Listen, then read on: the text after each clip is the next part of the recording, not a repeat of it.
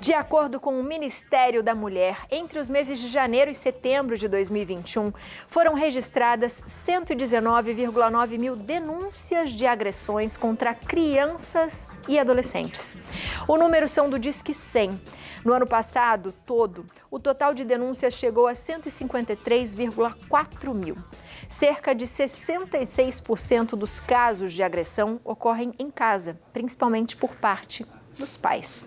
Para falar sobre esse assunto e explicar quais são as principais leis que visam a proteção de crianças e adolescentes, eu recebo aqui na nossa casa a Priscila Naves Tardelli, do Departamento de Infância e Juventude do Instituto Brasileiro de Ciências Criminais. Pri, seja bem-vinda. Pode sentar aí nesse cantinho. Obrigada. Seja bem-vindo ao nosso Santa Receita, viu? Muito obrigada, agradeço a oportunidade de estar aqui falando de um tema tão importante.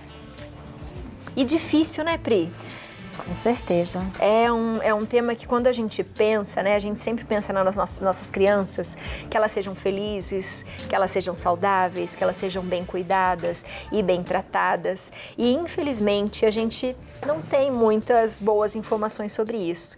No período da pandemia, por exemplo, a gente conseguiu visualizar isso de uma forma mais forte até. Eu queria que você falasse pra gente o que caracteriza a violência contra a criança e adolescente. O que é? A violência contra a criança e o adolescente é todo e qualquer ato que fere a dignidade da criança e do adolescente, né? Quando elas não são tratadas como seres humanos, de uma forma resumida. A lei da escuta protegida, ela estabelece algumas formas de violência contra a criança. A violência física, que é toda aquela que causa uma lesão física à criança. A violência psicológica, que é todo ato que humilha a criança ou a expõe a uma situação degradante, a uma ameaça muito forte. A violência sexual, que pode ser expor a criança a uma determinada atividade sexual, a exploração sexual ou praticar com ela algum ato que ela não está preparada. E a violência institucional, que é aquela praticada pelos agentes do Estado, que é quando... inclusive quando causa revitimização, que a gente chama, que a criança fica revivendo várias e várias vezes a situação de violência na busca pelas investigações, na busca pela reparação. Porque dela tem que ficar revivendo aquela história o tempo todo, enquanto aquilo tenta ser resolvido. Exatamente. Então a criança toma os seus responsáveis, né, juntamente com ela, toma um primeiro passo e a criança conta toda a história. No segundo passo, ela tem que contar a história novamente. No terceiro passo, ela conta novamente, cada vez na frente de adultos diferentes. Então, a gente tem, por exemplo, a lei da escuta protegida, que veio prevenir essa situação, para que apenas profissionais capacitados de uma vez só conversem com essa criança para que ela possa fazer o seu testemunho de uma forma segura. E isso é muito importante, né? Porque geralmente quando se acontece de ter uma denúncia ou de acontecer algo em flagrante, por exemplo, que a criança tem que ser ouvida, isso acontece às vezes não é pela intenção ruim da situação. Às vezes as pessoas querem até ajudar, às vezes a própria família, né, que está sabendo de uma outra forma, e a gente começa a questionar muito a criança por muito tempo. E isso trabalha o psicológico, atrapalha o psicológico da criança, né? Com certeza. O principal é, se acontecer, buscar os órgãos responsáveis com profissionais capacitados para que possam fazer essa escuta. E quais tipos de leis a gente tem? Você falou da escuta aí, que pode ajudar as crianças e os adolescentes? No Brasil, a principal lei que a gente tem é o Estatuto da Criança e do Adolescente, foi promulgado em 1990. Já vem com uma história de luta por muito tempo, dos movimentos de proteção à criança e adolescente, que queriam que a criança fosse sujeita de direitos, ou seja, que ela fosse reconhecida como ser humano, não apenas como um mero objeto que a gente vai moldando no decorrer da vida, mas não, um ser humano que está sim em formação, em desenvolvimento, mas que ainda assim merece ter seus direitos protegidos, direito à vida, direito à liberdade, à alimentação, ao lazer, à profissionalização. E aí a nossa Constituição, em 1988, ela garantiu que é dever do Estado, da família e da sociedade, com prioridade absoluta na defesa, na promoção dos direitos da criança e do adolescente. Então a gente tem algumas legislações após esse momento, né, numa história mais recente aqui no Brasil, que visam esta proteção e esta promoção de direitos, né? Por exemplo, temos a Lei Menino Bernardo, de 2014, que trouxe uma alteração importantíssima para o ECA, que é a proibição de castigos físicos e situações degradantes às crianças. Em 2017, temos a Lei da Escuta Protegida, que trouxe esse caráter de prevenir a revitimização, estabelecer todas as diretrizes para que as crianças que sofreram algum tipo de violência ou testemunharam algum crime possam ter esse cuidado especial. Isso é tão importante para as crianças. Como que a gente pode dizer, né, ou como a gente pode denunciar algo que está errado? Às vezes as pessoas falam assim, eu tenho um receio, mas eu tenho ouvido algumas coisas, moro próximo, porque a gente infelizmente vê casos, como a gente viu há pouco tempo atrás, né, de crianças aprisionadas, né, de crianças sozinhas em casa e às vezes crianças até amarradas, que você imagina falando, nossa, isso está acontecendo agora, esse ano, isso é real, mas porque foram denunciadas, porque às vezes um vizinho escutou, falou, tem algo estranho, eu ouço esse barulho da criança assim e depois eu já não ouço mais nada e não tem ninguém em casa. Como é que a gente pode fazer para denunciar? Porque às vezes as pessoas têm um receio também de cometer algum erro, né? Como a gente faz? Como eu disse, né, a nossa Constituição coloca que é dever da família, da sociedade e do Estado, ou seja, é dever de todos nós prevenirmos a violência contra a criança. Quando a gente tem alguma suspeita, ou a gente sabe, a gente tem a obrigação de denunciar. Essa denúncia pode ser feita nos conselhos tutelares, pode ser feita nas delegacias, principalmente nas delegacias especializadas de proteção à criança e adolescente. E uma via que tem sido muito útil é o Disque 100, o Disque Direitos Humanos, que é ligado diretamente ao Ministério da Mulher, da Família e dos Direitos Humanos. Hoje, principalmente com a pandemia, o Ministério desenvolveu outras formas de se acessar o Disque 100, então não só por meio da ligação telefônica, também pode baixar o aplicativo do Ministério, fazer a denúncia por aplicativos de mensagem instantânea também, como o WhatsApp, o Telegram, e isso trouxe um reforço, além de você ter a possibilidade de fazer uma denúncia anônima. É importante que, assim, se houver uma suspeita, faça denúncia, porque aí vai ser transmitido para os órgãos responsáveis que vão fazer toda a investigação, vão fazer os atendimentos, encaminhar os responsáveis, encaminhar a criança para auxílio, se for o caso, mas é a denúncia que é o primeiro passo.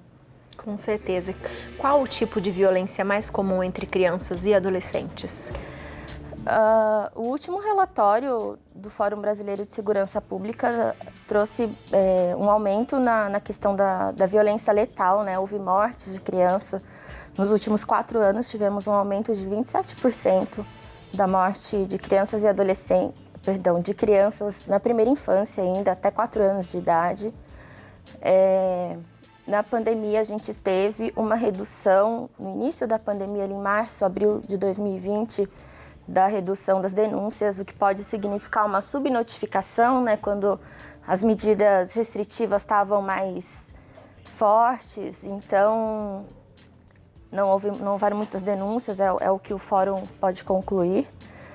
A violência sexual é muito comum, principalmente em relação às meninas. As meninas caracterizam mais de 80% das vítimas, então a gente tem uma gama aí de distribuição de violências. Isso é muito triste, né? A gente pensar que crianças tão novinhas, né, têm corrido esse risco de vida. E geralmente isso acontece pela própria família? Na maior parte dos casos, a violência acontece por pessoas conhecidas, normalmente dentro de casa. Ou amigos, né, da família? Pessoas próximas, sim. E como que a gente em casa consegue identificar, né, que uma criança está precisando conversar? Porque às vezes para ela isso é muito diferente, isso é muito novo e ela não sabe nem dizer o que está acontecendo, mas algo não está bem. Como é que a gente consegue identificar isso em casa para ajudar uma criança, ou que seja na escola, né, que a gente tenha os professores na escola, que a gente tenha os supervisores na escola, pessoas que estejam próximas às crianças para que consigam entender, porque às vezes em casa ela vai ter medo de falar, mas de alguma forma ela vai dar algum sinal. Como é que a gente pode entender isso? De acordo com o Ministério da Mulher, da Família e dos Direitos Humanos, pode-se observar mudanças de comportamento nas crianças, por exemplo, comportamentos sexuais, ou alterações de humor. Uma criança que era mais extrovertida agora está começando a ficar mais introspectiva, mais chorosa, né? Mudou, fica um pouco mais retraída perto de determinado familiar ou não. Então, tem algumas dicas que as crianças vão passando, né? Mas o principal é a gente promover os direitos para elas próprias, para que as crianças saibam identificar quando uma violência ocorre com elas mesmas. Uhum. Isso é muito importante, para que elas aprendam isso também de alguma forma, né? E infelizmente tem que se defender desde muito cedo, mas que elas consigam dizer o que elas estão sentindo, que elas consigam identificar. E isso você acredita que além da família, além de em casa, na escola também é muito importante estar fazendo esse tipo de trabalho? Com certeza, a escola é fundamental na identificação e na promoção dos direitos da criança e do adolescente, tanto para as crianças e adolescentes quanto para os familiares. Então, a capacitação dos profissionais da educação é primordial para que a gente consiga vencer essa batalha. E o que você gostaria que acontecesse? Assim, quando a gente vê as nossas leis, você acha que as leis estão cumprindo, geralmente? A gente está tendo retorno sobre isso? Ou ainda falta melhorar muita coisa? A legislação brasileira sobre direitos da criança e do adolescente é uma das melhores do mundo. O que ocorre é que, infelizmente, muitas diretrizes, muitas políticas públicas ainda não foram instaladas. Então, a gente precisaria primeiro cumprir o que a nossa legislação já prevê, de fato, efetivar os direitos que estão lá. A partir daí, a gente poderia pensar, fazer uma reavaliação se a nossa legislação é suficiente ou não, mas hoje a gente precisa primeiro efetivar o que já tem. Com certeza. O que é imprescindível para que uma criança seja feliz, para que ela seja saudável? Que ela seja tratada com dignidade, que ela seja tratada como ser humano. Todos nós, não é? Com certeza. Eu acho que a gente tem que aprender essa lição e desde muito pequenos, né? Quando a gente tem isso em casa, esse reflexo da família, de uma boa educação, de amor, de diálogo, que a gente possa ouvir melhor as crianças, para que a gente perceba melhor as crianças, porque elas sempre vão dar algum sinal, elas sempre vão dar algum indício, que seja para alguém mais próximo. E você falou uma coisa que eu acho muito importante, teve uma época que teve até uma campanha sobre isso, que falava que quando uma criança não se sente bem ao lado de alguém, para os pais ou a família não insistir, né? De repente, abraça, né? Fica perto e tal. Se a criança não tá bem, vamos respeitar. Eu acho que respeitar o espaço das crianças também é muito importante, né, Pri? Com certeza. Essa situação de forçar a criança ao afeto é algo que a gente pode ver, inclusive, lá na frente. Quando a gente vai olhar, por exemplo, os índices de violência contra a mulher também são tão grandes no Brasil. É respeitar a individualidade, é o que a gente está falando, né, desde o início, respeitar como ser humano. Então, tem essa barreira, vamos respeitar a individualidade da criança, a vontade dela naquele momento. E aí a gente trabalha com ela aos poucos. Pri, muito obrigada, viu? Seja bem-vinda à nossa casa. Obrigada. Você de casa, aproveita aí, os contatos da Pri, @priscila.naves.adv e também tem o @ibccrim, tudo junto, que é o Instagram. Obrigada, Pri. Que a gente pense bastante nisso, né? No respeito, na dignidade, no caráter, nos valores. Que a gente saiba que as crianças, elas estão sendo formadas. Então, quanto mais respeito a gente tiver, quanto mais educação, quanto mais diálogo a gente tiver com as crianças, melhor vai ser, né? Então, que a gente saiba cuidar de todo mundo com muito respeito, com muito amor, né?